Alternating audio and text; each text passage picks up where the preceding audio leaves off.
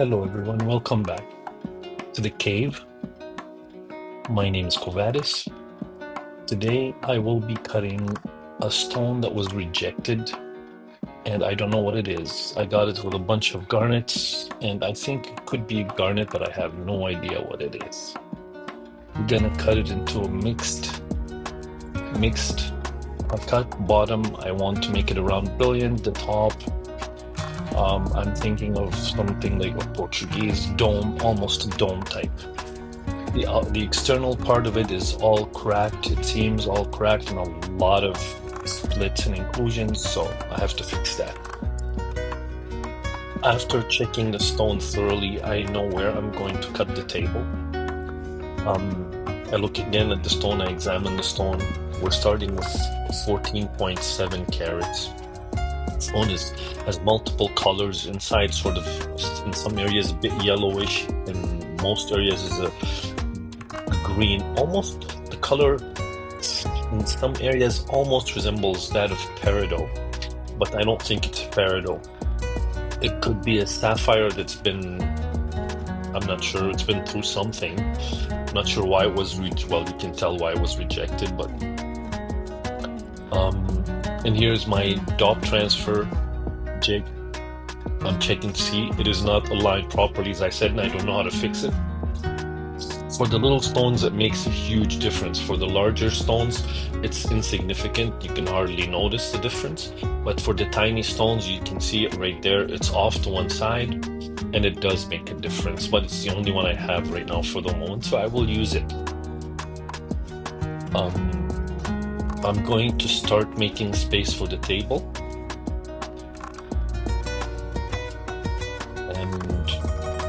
And then I'll dot the stone.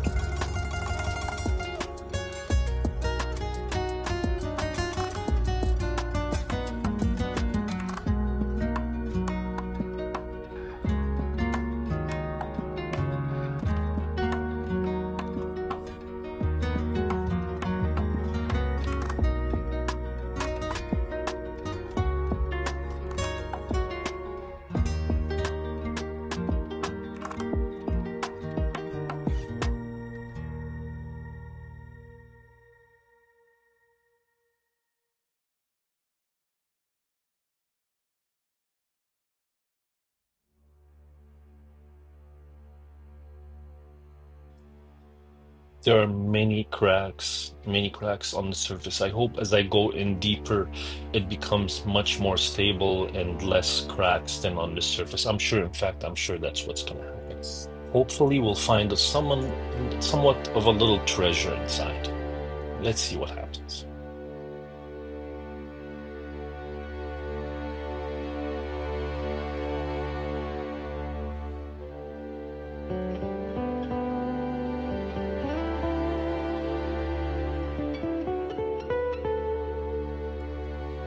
As I said, this stone, I received it with a lot of red garnets. This was the only one that was green, which is very rare for garnets, and especially one this large. However, as you can see, it's got extremely high number of inclusions inside and a lot of cracks. And it seems to be a bunch of little garnets that were fused together or grew together like that somehow in nature. I can tell it is natural. But, well, I'm gonna cut it anyway. If someone else rejects it, that's fine. I will cut it. And here it is. The place for the table is almost done. Soon we'll dop it and we'll start cutting.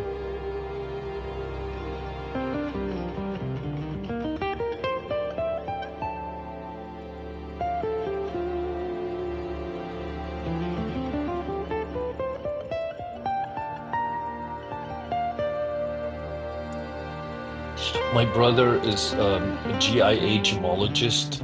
He's a certified GIA gemologist. He's from Carlsbad, California.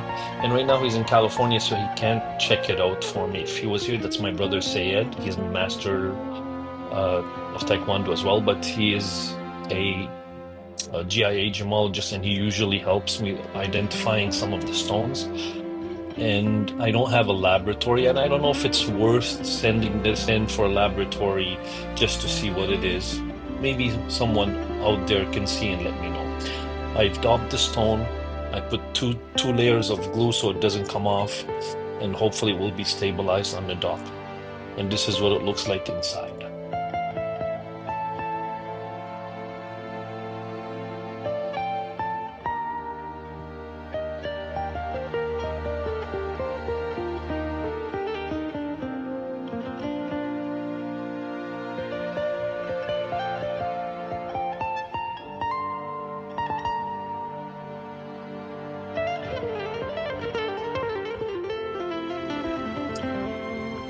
I'm going to start with trying to somewhat define the girdle. I know I will have issues because the stone has extremely cratered surface all over, so I will try and see what happens.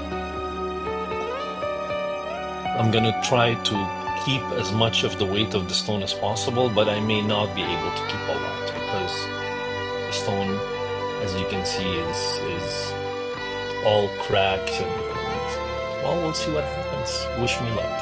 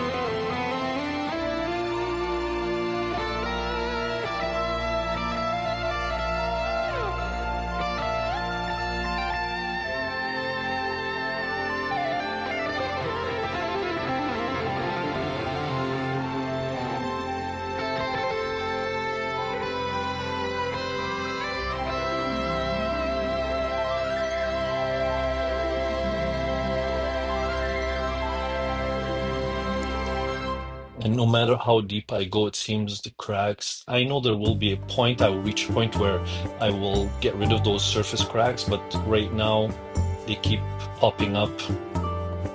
As I cut, they keep popping up.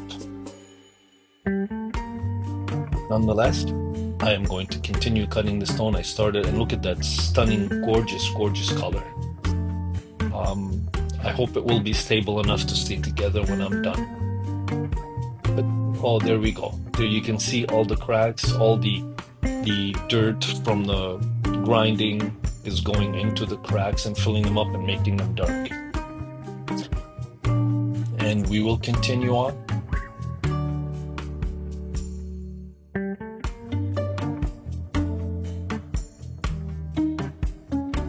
And you can see how beautiful the reflections are, so brilliant and colorful inside. All kinds of beautiful color are reflected inside those cracks and those inclusions. I love this stone. I love this stone. I hope somehow we can actually get a stone that we can keep, a keeper. It will be gorgeous.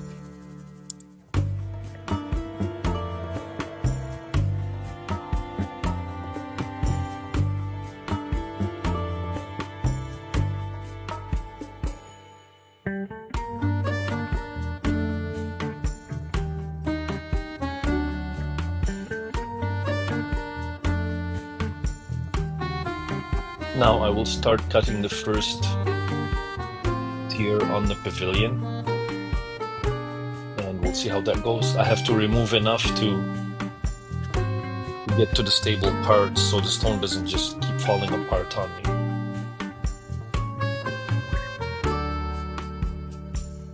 I will start by cutting the first 4 mains and center the stone somewhat, and then do the other 4. The first tier only has 8 facets.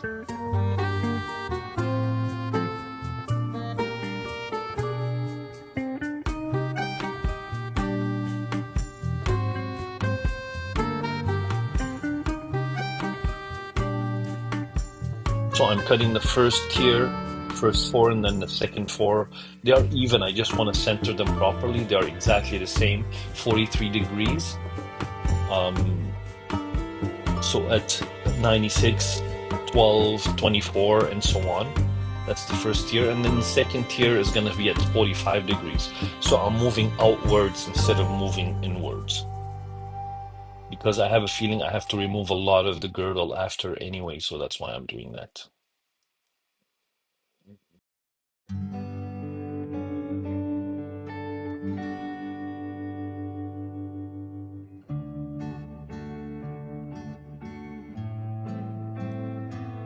And yes, it does look like if it's, the more I cut in, the more stable it gets, really. I see a lot of inclusions, but it's not falling apart. It's not, parts are not coming out. Like was on the girdle, like parts were coming off and everything. So I will recut the girdle after, and I'm sure we're gonna be okay. Here we go. All 8 facets are done on the first tier. I'm going to polish them and move outwards to 45 degrees and do the other facets, which would be, I'm doing a brilliant round on the pavilion.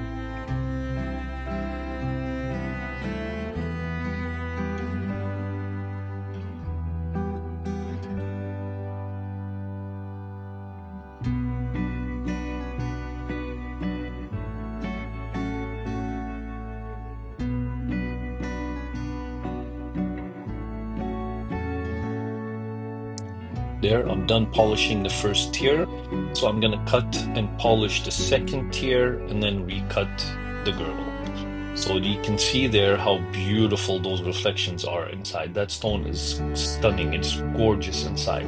Almost looks like an emerald in some way, like those all these inclusions and reflections. They really resemble an emerald, but I don't think the stone could be an emerald.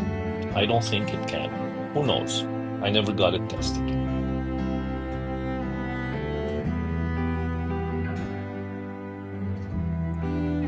There you can see the second tier is done and polished. Now I have to redo the girdle, and of course that's gonna make my stone shrink quite a bit.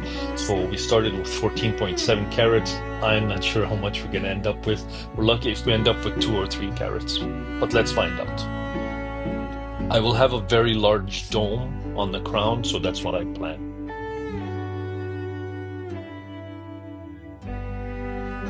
Here we're recutting the girdle, and I want to see, I don't know yet how deep I have to go in, but I have the feeling I have to cut quite a bit out to remove all the cracks on the surface and get the part that's much more stable.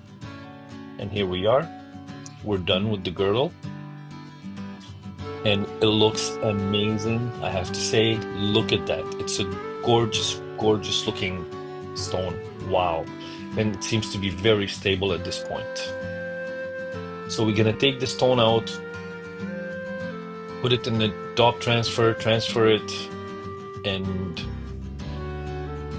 you see those, I will remove them when I cut they will be removed when I cut the crown, and we'll see what it looks like.